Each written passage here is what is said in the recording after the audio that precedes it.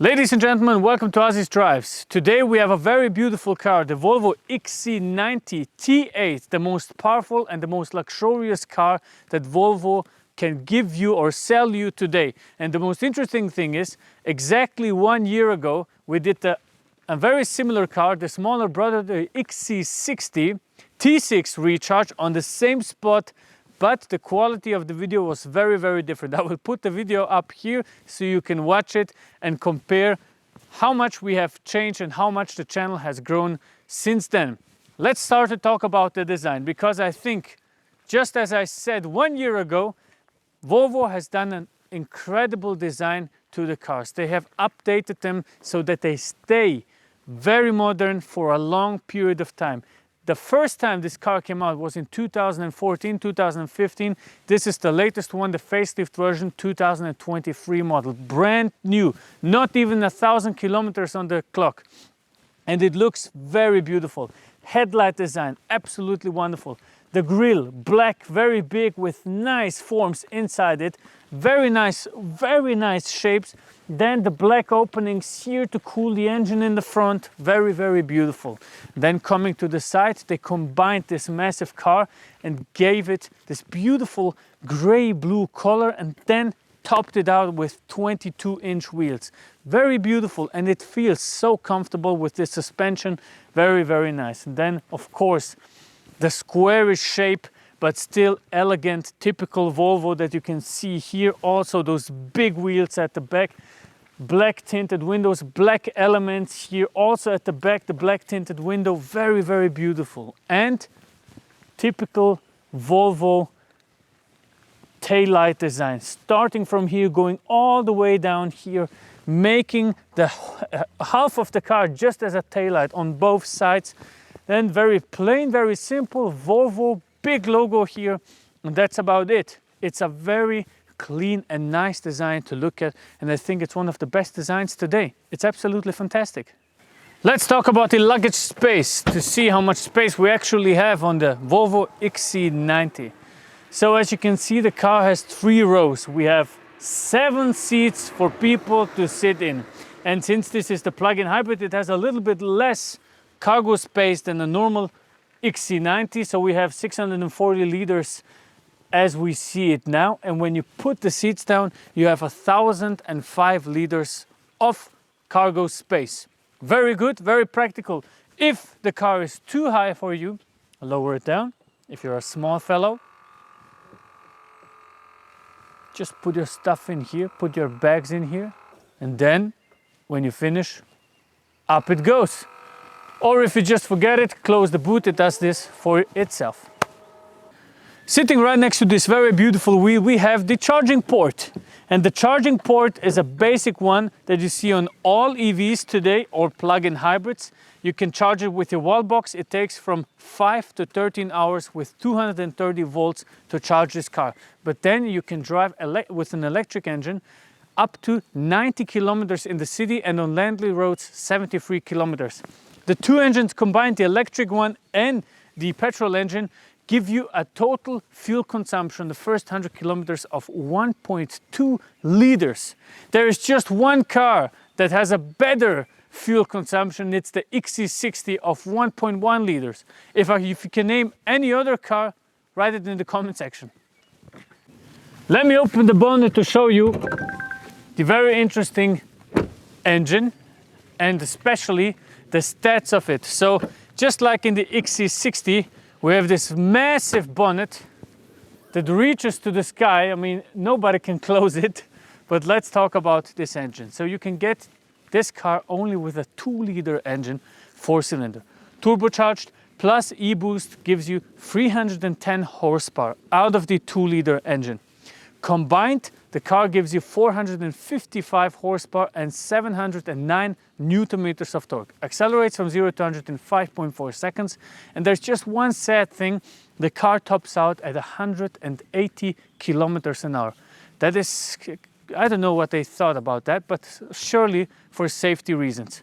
Now let me try to close that bonnet here, because as you say, close it from the side. I might just end up breaking it, so let's look at the interior. Welcome to the President's chair in the Volvo XC90. This is one of the best interiors I've ever sat in. It looks absolutely wonderful. And I will take you first through the materials before we start to talk about the infotainment system and the space we have inside here. Because the materials that have been used in this car are on Rolls-Royce level. Let me start with the seats. The seats are fully covered in leather. They are very wonderful to look at, and especially the feeling of the leather. The cushions underneath the leather are very, very beautiful. The stitchings you see on the seat are so perfectly made. Not a single millimeter has been offset or anything like that. It is absolutely wonderful. It has a massaging function. It has a heating function, and you can cool it even. Very beautiful. Then we're coming to the front here, the dashboard. Also beautiful stitchings in beige, black and beige combined together, and then a very light brown in the middle to top it out, made out of wood. Absolutely wonderful. What I like most is the leather combination, black and beige. And then they even thought about making it more beautiful or a little better than other cars using different materials. For example, the roof is 100% wool. This is not even Alcantara, this is wool. And then you have, of course, your mirrors that are covered in leather. You have wood down here. You have leather here for your armrest. Very, very beautiful. Even the gear knob itself is crystal. So everything in here is on absolute maximum they could do. Bower & Wilkins stereo system inside here, and it's just a wonderful cabinet to sit in. The seat feels absolutely brilliant. Let's start the car up with this very odd position to put the start button in, and then look at the infotainment system. So you turn this knob to the right, and then the car is started up. We have a hybrid, so that's why you can hear the engine. Let's go through this Android Auto system that I have to admit is kind of old-fashioned. They could have upgraded that. Even so, the digital speedometer in the middle, it's kind of outdated. It's really on 2015 style. Other cars like the X6 we did are much better, or the G-Class. When you see that, this is a complete different setup. The materials are wonderful, but the infotainment system is a little bit bad. The first settings you have here right on the left side are the seat settings, for example, cooled seats or heated steering wheels. The second seat settings are, for example, you press this little button on the side of the seat, on the left side, and then you can adjust the massaging and the seat. To change the seat position, you have to use the buttons that are right next to the seat. So this is very interesting. Then we have something, what is also interesting is, of course, the cameras, outside cameras. You have a full view of your car, 3D, it's in the middle. You see all the cameras and the space your car has left. This is a little better on a BMW, for example, but still it's an okay system. It's not that bad. Then the most important part is changing the driving experience. So for that, you go into those settings down here on the right side, and then you press on drive. It's really not that intuitive. There is no symbol in the front dashboard, for example, here on the main screen. No, you have to go to settings and then to drive. A little bit confusing. Let's hop into the back of the Volvo XC90, and immediately, first thing you notice is how comfortable those seats are and how much space you actually have. Look at that. Plenty of knee space, plenty of headroom, beautiful panoramic roof here, beautiful materials, very comfortable seats. Then, of course, armrest here with the cup holder integrated, coming out, very nice. 3-seat row, actually 3 people can sit here, and then 2 climate control. I can change the climate control here fully, even the temperature, and you can tell Volvo thinks about you and your children, because when you think of it, there's going to be 3 people in those back seats here, and somebody's going to sit in the middle. Probably they're going to scratch the materials or make the floors dirty, but what did Volvo do? They put plastic down here so they don't scratch it. Very, very interesting. And then for some extra privacy, you get this cover here if you want some extra privacy, but the windows are tinted anyways. Climate control on the side here, Bower Wilkins, and beautiful leather and wood on the side of the door. Very nice. Let me hop into the third row and see how the space is there.